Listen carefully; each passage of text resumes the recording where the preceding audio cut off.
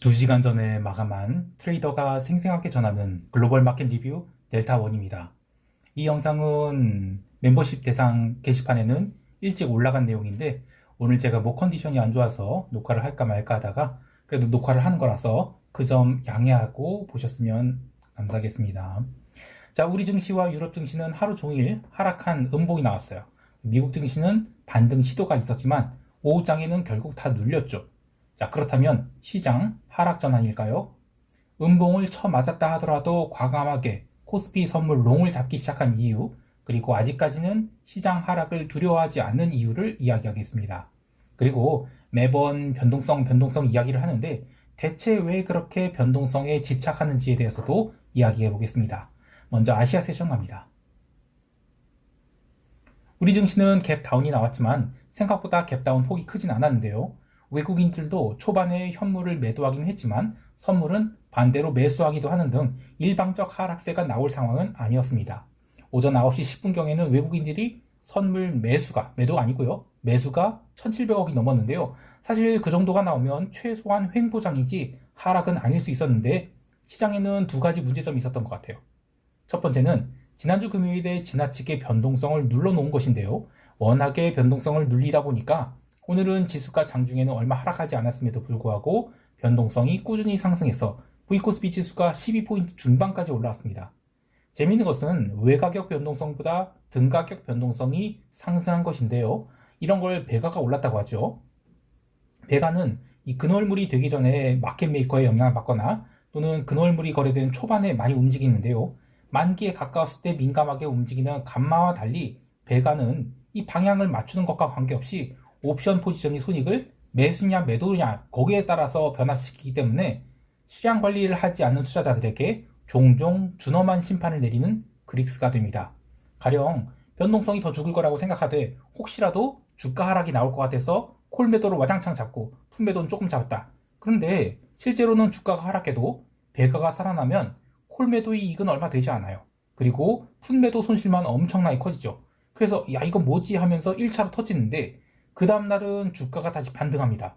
그런데 배가는 또 살아나요. 그러면 콜 매도는 완전히 손실로 바뀌게 되고 풋 매도 손실은 얼마 줄어들지 않게 되죠. 이른바 양싸대기를 맞는 현상이 발생하게 되는데요. 그래서 월물 초에는 혹시라도 발생할 수 있는 이러한 배가 리스크 때문에 포지션을 많이 잡으면 안 되는 것이죠. 사실 옵션 초보 투자자들이 많이 하는 이야기가 월물 초에 행사가 4칸, 5칸짜리를 1대3, 1대4 레이쇼를 하면 무조건 대박 날 것 같은데 왜 안 하지? 라고 생각하실 것 같아요. 그런데 그렇게 생각하고 와장창 레이쇼를 진입했다가 어이없게 이렇게 배가의 뜨거운 맛을 보게 돼요. 자, 두 번째는 외국인들이 현물 매도예요. 니케이 시장이나 홍콩 시장 등 아시아 시장이 도와주지 않는 상황에서 삼성전자를 포함해서 외국인들이 현물 매도를 9시 10분 이후로 늘리기 시작했죠. 그래서 외국인들은 선물 매수를 버티다가 10시 30분부터 뒤집기 시작했어요. 물론 외국인들이 선물 매수를 뒤집었다고 해서 지수가 폭락을 한 건 아닌데요. 자, 여기서 선물이 종가 저가나 다름없이 4포인트가 넘게 빠졌는데 전일 대비 뭔 폭락이 아니냐 하실 수 있죠. 자, 하지만 외국인들이 선물을 뒤집은 시점을 보죠. 이것은 현물 매도가 어느 정도 이루어진 시점이었습니다. 즉 오늘은 롱이 아니다라고 판단을 해서 롱을 줄인 것이지 신규로 하락 베팅을 했다? 이렇게 보지는 않고 있어요. 실제로 10시 30분 이후에 시장이 하락폭은 2포인트도 되지 않아요. 게다가 장마감 1시간 남겨놓고는 선물 베이시스마저 회복돼서 화요일에는 시장이 재반등할 여지도 만들어 두었는데요.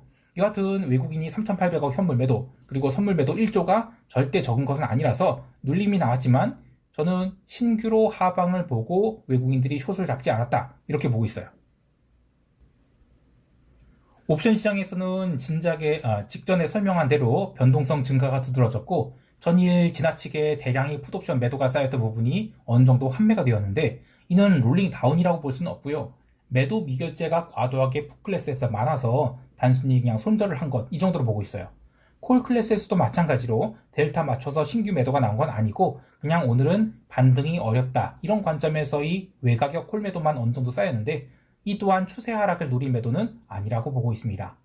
시장 정리하면 지수가 큰 폭의 눌림이 나왔다 하더라도 이는 눌림일 뿐이지 하락 전환이라고 볼 수 없는 흐름이다라고 보고 있어요.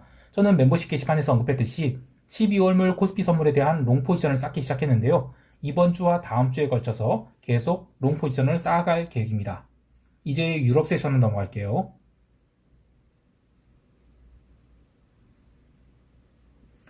유럽 증시는 눌렸습니다. 그것도 그냥 눌린 게 아니라 미국 증시 개장 후에도 반등 없이 반등 한번 제대로 주지 않고 끝까지 눌려서 사실상 종가 저가로 마감했는데요. 뉴스플로로는 프랑스의 그 소시에테 제네럴, 그러니까 속젠이라고 하죠. 요런 애들이 이제 배당금을 삭감한다는 이야기부터 시작해서 뭐 에너지 기업에 대한 투자를 더 이상 하지 않겠다, 뭐 이런 엉뚱한 소리까지 하면서 갭다운하고 마이너스 10%를 확 밀어제끼는 그런 하락이 나왔어요. 속젠 차트가 요거죠. 예, 갭다운으로 10% 밀고도 밀고 있는데, 자, 그런데 이제 저는 이거는 약간은 마이너한 얘기 같아요. 그 전체 흐름은 그냥 지난주 선물 옵션 만기 때 시장을 끝까지 받쳤잖아요. 그래서 그걸 어느 정도 풀어내는 만기 후 폭풍으로서의 하락이다, 이렇게 보고 있어요. 거기에 더해서 ECB의 그 마르틴 까작스 이 양반이 이제 ECB가 내년에 상반기에 금리 인하하는 것은 실수가 될 것이다, 이러면서 피봇 기대감 떡밥을 좀 지워버리려고 했죠.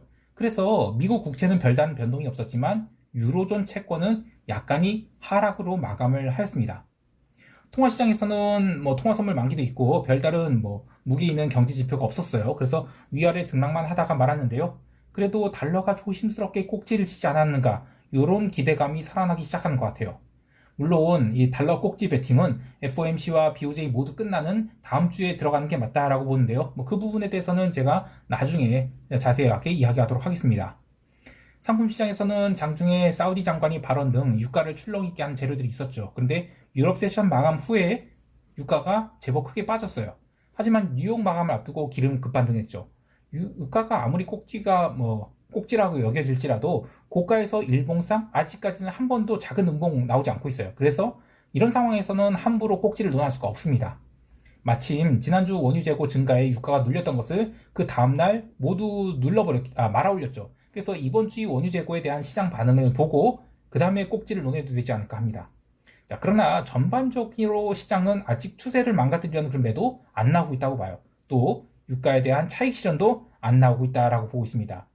단기 2평에 접근하면 강력한 매수세가 당기는 등 아직까지는 숏에 대한 손절매가 좀 이어지고 있다, 이렇게 보고 있습니다. 이들이 손절매가 끝나야만 기름에 대해서 숏을 노릴 수 있지 않을까 해요. 자, 이제 미국 세션 넘어갈게요.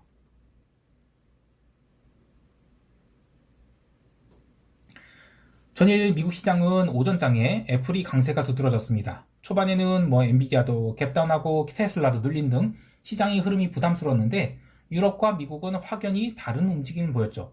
유럽은 변동성이 무려 5%가 상승했지만 미국은 오히려 유럽 세션부터 증가한 변동성이 유럽 마감 이후에는 빠르게 감소했어요. 그래서 변동성이 음봉이 나와버렸습니다.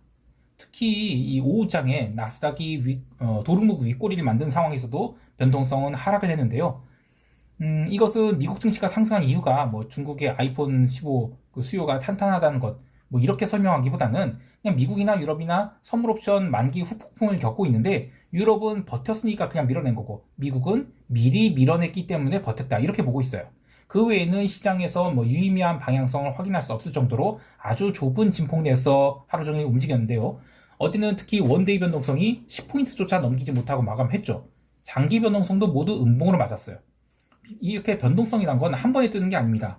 자, 여하튼 유럽 변동성이 올라오면서 미국과 유럽 모두 변동성이 과도한 저평가 상태는 벗어났는데요. 지수는 이 구간에서 시간 끌기를 이어가다가 FOMC 이벤트를 기점으로 의미 있는 방향성을 보여줄 것이고 그 전에는 굳이 방향성을 예측할 필요는 없을 것 같아요. 개별 종목에서는 눈여겨보고 있는 파페치가 계속 밀리고 있고 또 타겟이 무너지고 있는데 거기에 더해서 모더나도 마이너스 9%가 밀리고 그리고 이제 한참을 달렸던 일라이릴리 이것도 초반에 세게 무너지는 등 시장이 뭔가 좀 흠집이 나고 있다는 생각은 들어요. 그렇다고 해서 시장이 바로 부러진다기보다는 이번 FOMC 이후로 주도주의 교체가 있을 것인지 아니면 채권에서 마지막 언더슈팅이 나오면서 증시가 부러지게 될지를 보고자 하는데요. 일부 전략가들이 이야기하는 것처럼 남은 1분기, 즉 올해 지금 1분기 남았는데 여기서 리스크를 더 얼마나 져서 시장을 이기겠다고 힘을 빼겠느냐, 차라리 수익이 난 것 빨리 확정 짓고 채권으로 돌려서 5% 확정이자 받는 게 낫지 않겠느냐. 그 충분히 공감이 가는 이야기거든요. 그래도 뭐 인간이 탐욕이라는 게 어떤 식으로 드러날지 모르기 때문에 뭐 미리 숏을 잡고 할 필요는 없을 것 같아요. 자, 참고로 제가 변동성 노래를 부르죠. 멤버십 게시판에서 과거에 여러 차례 이야기했듯이 변동성은 제 기준에서는 사실상 시장의 알파요 오메가입니다. 마켓메이커들이 리스크를 측정하는 가장 객관적인 지표라고 생각을 해요. 그리고 이것은 어디에 발표하는 것도 아니죠. 자, 변동성이 하락한다는 것은 마켓메이커들이 시장을 두려워하지 않고 옵션을 팔아제낀다는 얘기입니다. 이것은 제가 후배들 입사하면 귀 아주 못이 박히도록 이야기하는 것인데요. 이걸 뭐 모든 사람들한테 다 이해시킬 수는 없지만 여하튼 저는 그만큼 중요하게 여기고 있다는 것입니다. 변동성 하락이라는 게 곧 증시 상승을 의미하는 것은 아니에요. 그런데 그 중요성만큼은 1000% 강조해도 모자라지 않습니다. 다만 최근에는 제로 데이트 투 옵션, 제로 데이트 익스파이어 옵션이 활성화되면서 변동성 자체를 지금 슬라이스에서 1데이, 9데이, 28데이 이렇게 그 나눠서 보여주고 있죠. 그래서 그 일반적인 28일 변동성, 요게 사람들이 이제 초점을 맞추는 거, 그 빅스 지수에 초점을 맞추고 있는데 이제 빅스 자체는 시장이 단기 리스크는 반영하지 못하는 것 같아요. 오히려 장기 리스크만 반영하는 것 같아서 빅스 자체를 놓고 당장 시장이 등락을 뭐 맞춘다? 요것은 조금 좀 올드 패션드 아이디어가 아닌가 싶어요. 그래도 뭐 빅스가 당장 오른다, 그래서 시장이 맛이 간다, 이렇게 과거의 어떤 뭐 일반적인 상식으로 여기는 거, 이것은 아니라고 생각합니다. 자, 이제 시장 총평하도록 할게요.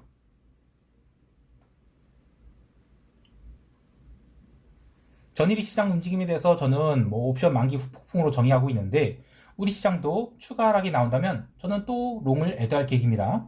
다만 여기서 롱을 애드한 것은 철저하게 저가 매수로 대응할 계획인데요. 만약에 여기서 시장의 선도자들이 방향성을 뒤집어 버린다, 그러면 상당히 피곤해질 수 있죠. 여하튼 우리 시장이 12월 장기 방향성은 기본적으로는 롱을 보고 있어요. 해외 시장에 대해서도 강세뷰를 유지하고 있는데요. 뭐 본격적인 시세는 어쨌든 FOMC 이후를 봐야겠죠. 핵심은 비달러 바스켓이 상승 전환, 그리고 유가 상승이 타 원자재 가격으로 확산되는지를 중점적으로 볼 계획입니다. 자, 오늘 하루도 성공 투자하시길 바라고요. 이상 델타원이었습니다. 감사합니다.